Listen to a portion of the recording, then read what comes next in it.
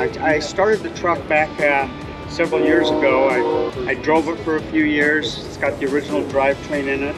Then I started to tear it apart, did cab corners, did floor, and just bought, like I've told you, 90% of my parts from Classic, and they've been very great to work with. It's a 54 Chevy, and it's got the original 6-cylinder dual carb, dual exhaust, 3-speed on the column, and try to keep it as looking as close to stock without going totally stock, because totally stock would have broke my bank.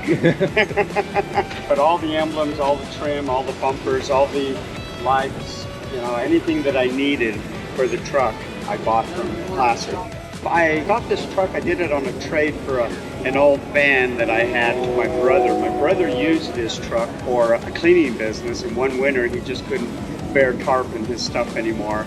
And so we did a swap. I drove it, like I say, for a few years until I decided to do something with it. I did it all in my garage, tore it apart in my garage and put it back together in my garage.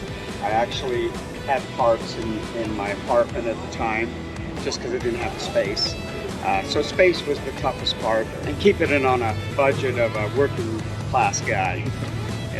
Didn't have the money to build a couple $100,000 truck. But no, it's been a lot of fun. My daughter helped me with it towards the end, and she knows how to drive the 3-speed on the column. So